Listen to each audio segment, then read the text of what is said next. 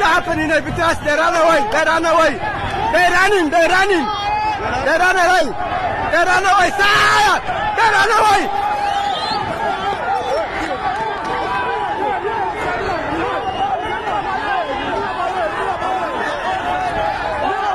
They're running away. Yeah. They're running away. Sire! They come and disrupt the business. Yes! They catch them. Yeah, no more now come and disrupt the business here now.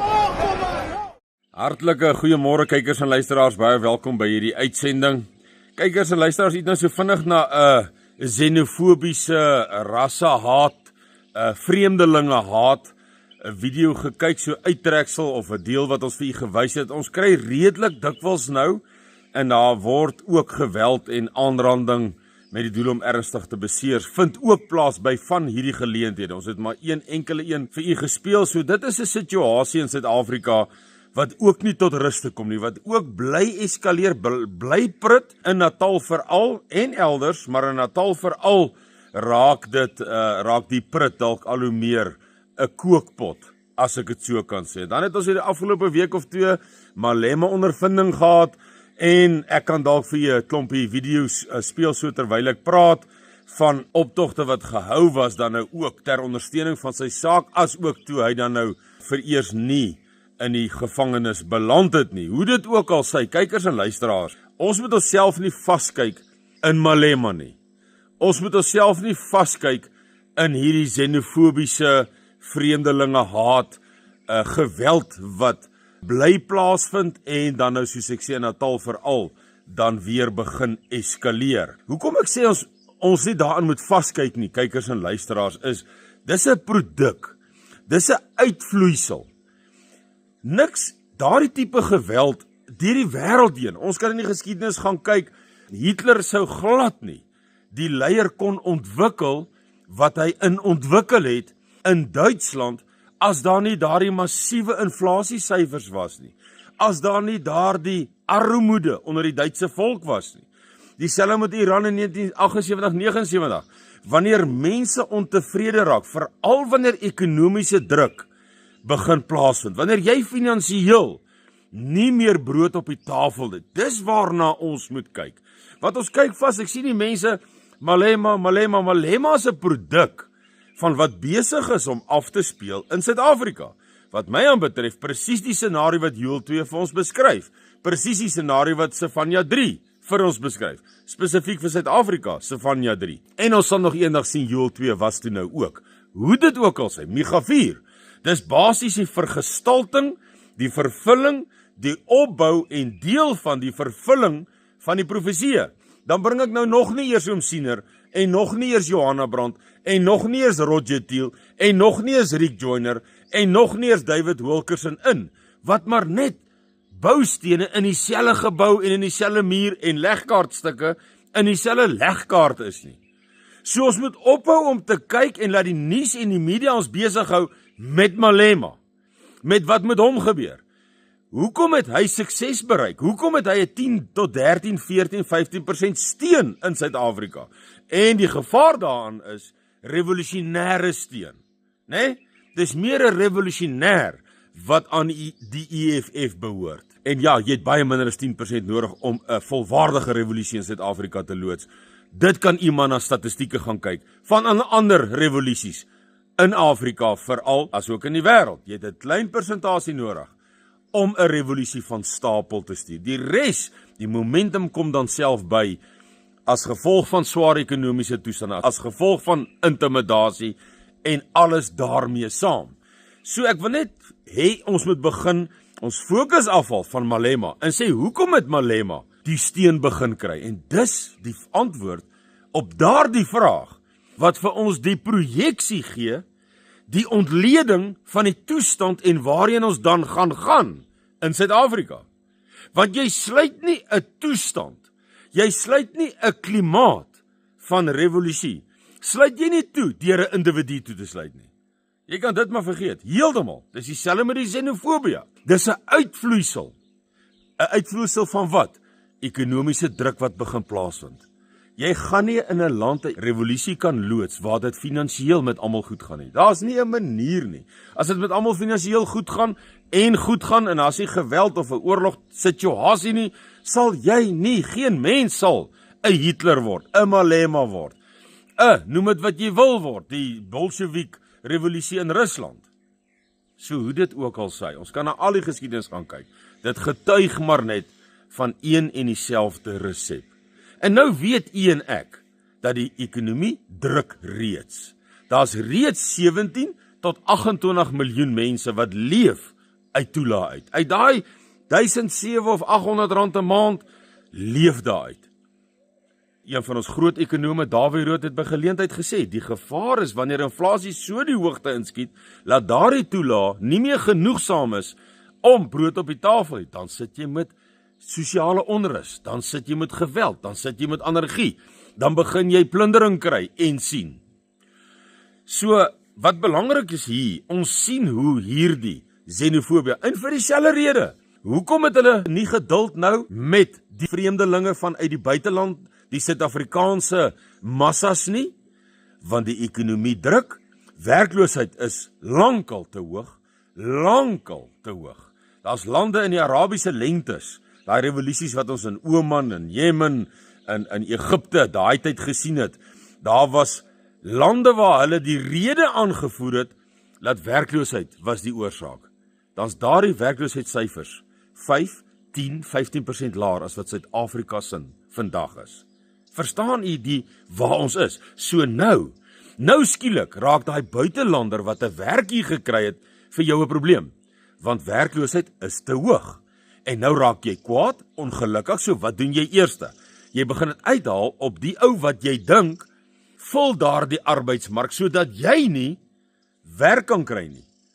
'n Gulde geleentheid. Ek gaan nie nou verder uitbrei van hoe die Weste en die Ooste dit as proxy magte en sal misbruik om hulle oorlog oor Suid-Afrika. Ek het al video's daaroor gemaak. Gaan kyk hulle gerus, dan sal jy self die aansluiting hierby kan sien en hoe dit aangewend kan word deur hierdie groot moondhede in Suid-Afrika wat 'n belangrike rol gaan speel in die Suidsee roete, want ons sien nou dat hulle daar die Rooi See se straat, wat is sy naam, die Bab El Mandab, Bab El Mandab, 'n straat ook wil toemaak, op die punt is om hom toe te maak, en dan gaan die oliebeskikbaarheid in totaal rondom, hulle sê 30-35% val en val in die wêreld, gaan daardie persentasie dan onttrek word van die olie wat beskikbaar is op die wêreldmarkte, wat verdere druk op die ekonomie.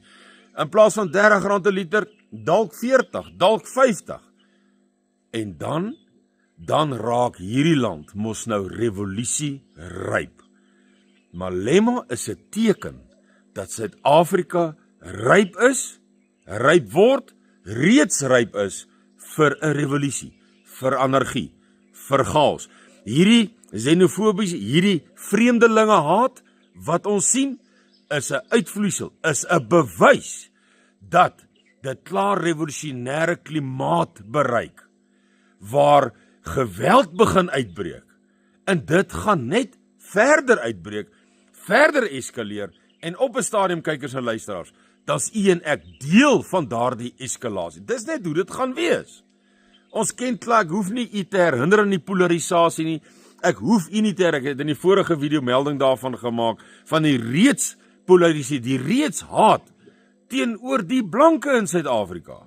Want ons word weer aan die ander kant gesien, hierdie vreemdelinge word gesien, kom ons jaag hulle terug uit die land, en soek hulle nie, want die ekonomie druk, is 'n produk van die finansiële en benarde posisie wat Suid-Afrika in is. Malema is 'n produk van die benarde revolusie-rype situasie wat ons in Suid-Afrika het. Dis produkte, uitvloeisels daarvan. Dis al wat dit is. En dan weet u mos nou lankal dat hierdie veldkleur van ons word beskuldig, ons het gesteel. En hierdie massas glo en word oortuig en glo daardie oortuiging dat wanneer ons uit die weg geruim word, gaan daar ekonomiese, finansiële voordeel vir hulle inwees. So hierdie hele resep is besig, as ons kyk na die Malema, as ons kyk na die optogte rondom Malema se hofsaak, as ons kyk na die vreemdelinge haat, wat ons in Durban en elders, daar's plekke wat afgebrand word en so meer, wat ons video's van ontvang, as ons daarna kyk, dan is ons klaar daar. Dis 'n kwessie van 'n insident. En daarom het ek 3-4 video's gelede gemaak, hierdie is 'n venstertyd, nie net 'n venstertyd vir voorbereiding nie, maar ook 'n venstertyd vir u om aan te sluit, om in te skakel, want wanneer hierdie situasie eskaleer tot op 'n punt waar daar nie meer kommunikasie is nie, waar daar nie meer selfoonsyne is nie, of dit nou is oor energietekorte, of dit is oor energie wat begin uitbreek as gevolg van hierdie ekonomiese toestand wat verder versleg. Wat ook al die redes, daar is soveel redes wat ons kan opnoem. Die Wêreldekonomiese Forum het 34 redes opgenoem van hoekom Suid-Afrika in 'n mislukte regering kan en sal verval. 34 van hulle opgenoem, Wêreldekonomiese Forum, 'n tyd gelede. Wat ook al daar die rede is, u het nog 'n venstertyd om in te skakel, aan te sluit, te like.